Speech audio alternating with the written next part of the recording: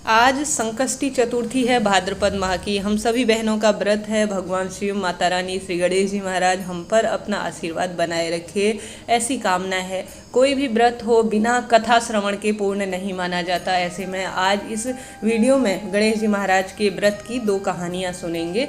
आप भी मेरे साथ सुनिए। बोलिए गणेश जी महाराज की जय, भगवान भोलेनाथ की जय, माता पार्वती की जय। आरंभ करते हैं। एक अंधी बुढ़िया थी जिसके एक लड़का और एक लड़के की बहू थी। घर बहुत गरीब था। वह बुढ़िया हमेशा गणेश जी का पूजा किया करती थी। गणेश जी उस बुढ़िया से कहते थे कि बुढ़िया माँ, तू जो चाहे वो मांग ले। बुढ़िया कहती थी कि मुझसे तो मांगना नहीं आता, मैं कैसे मांगूं।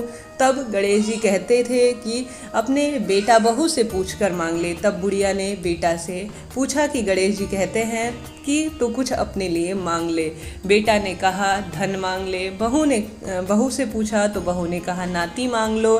तब बुढ़िया ने सोचा कि ये तो अपने अपने मतलब की चीज़ों के लिए ही कहेंगे। अतः उस बुढ़िया ने पड़ोसिया से पूछा तो पड़ोसियों ने कहा बुढ़िया, तू तो थोड़े ही दिन जी लेगी, क्योंकि धन क्या करेगी इस धन को मांगकर, और क्या करेगी नाती मांगकर। तू तो अपनी आंखें मांग ले, जिससे तेरी बची हुई जिंदगी आराम से कट जाए।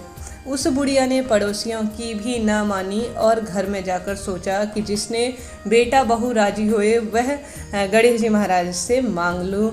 और बुढ़िया बोली आज गणेश जी महाराज दर्शन देंगे तो उनसे ज़रूर कुछ ना कुछ मांग लूँगी।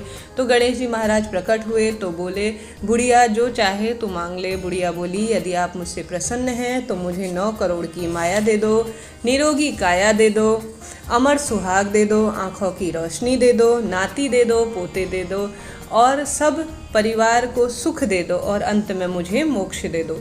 तब तो गणेश जी बोले हाँ बुढ़िया, तूने तो मुझे ठग लिया। खैर जो तूने मांगा है वह तुझे मिल जाएगा। यह कहकर गणेश जी महाराज अंतर्ध्यान हो गए। बुढ़िया माँ की मांगे अनुसार सब कुछ मिल गया। हे गणेश जी महाराज, जैसे तुमने उस बूढ़ी माँ को दिया है सब कुछ, हम सभी बहनों को भी अपने व्रत का फल देना और हमारी मनोकामना पूरी करना। इस तरह से यह पहली कथा है। अब दूसरी कथा को जानते हैं। बोलिए गणेश जी महाराज की जय, माता पार्वती की जय, हर हर महादेव। एक समय देवताओं पर बहुत कष्ट आ पड़ा, अतः वह कष्ट से दुखी होकर भगवान शिव शंकर के पास आ गए। उस समय शंकर जी के पास उनके पुत्र कार्तिकेय जी और गणेश जी बैठे थे। तब शंकर जी पुत्रों से बोले हे प्रभु, तुम में से देवी देवताओं के कष्टों का संहार कौन करेगा।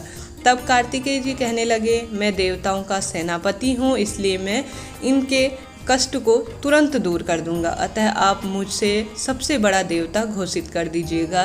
शंकर जी उनकी बात सुनकर फिर गणेश जी महाराज बोले बेटा तुम्हारी क्या इच्छा है। तब गणेश जी बोले यदि आपकी आज्ञा हो तो मैं बिना सेनापति बने ही संकट दूर कर दूं। चाहे आप बड़ा देवता किसी को भी बनाएं, मुझे इस बात से कोई लालच नहीं है। यह सुनकर शंकर जी हंसे और दोनों पुत्रों से बोले जाओ, जो सबसे पहले पृथ्वी की परिक्रमा लगाएगा वही सबसे बड़ा बहादुर और सबसे बड़ा देवता माना जाएगा। शंकर जी की यह आज्ञा सुनकर कार्तिकेय जी ने अपने वाहन मोर पर बैठकर पृथ्वी की परिक्रमा देने चले गए। गणेश जी ने अपना वाहन चूहा संभाला और उस पर बैठकर अपने पिता शंकर जी और माता पार्वती की 3 परिक्रमा लगा ली और बैठ गए। जब परिक्रमा करके कार्तिकेय जी शंकर जी के पास पहुँचे तो मैं परिक्रमा करके वापस आ गया, परंतु गणेश तो यहीं बैठा है। जब गणेश जी बोले क्यों बेटा, तुम्हारे भाई यह ठीक कह रहे हैं, तुम तो गए ही नहीं यहाँ से। तब गणेश जी बोले हो सकता है आप ठीक कह रहे हो, परंतु मैंने पृथ्वी की 3 परिक्रमा कर ली हैं। इस पर शंकर जी बोले वह किस प्रकार से की है जरा बताओ। तब गणेश जी बोले माता और पिता में पृथ्वी की सभी तीर्थ मौजूद हैं, इसलिए मैंने आपकी 3 परिक्रमाएं कर ली हैं। गणेश जी की यह बात सुनकर सभी देवी देवता और कार्तिकेय जी चकित हो गए। तभी शंकर जी बोले आज से तुम्हारी पूजा सबसे पहले होगी और जाकर इसके बाद जो है अन्य देवी देवताओं के पूजा होगी। तब गणेश जी ने सभी देवी देवताओं के कष्ट दूर किए अपनी बुद्धि से। उसी दिन से वह सर्वप्रथम देवी देवता के रूप में जाने जाने लगे। तब शंकर जी ने गणेश जी से प्रसन्न होकर कहा, आज मैं अपने चंद्रमा को तुम्हें दे रहा हूँ, जो चौथ के दिन तुम्हारे माथे पर ताज बनकर चमकेगा।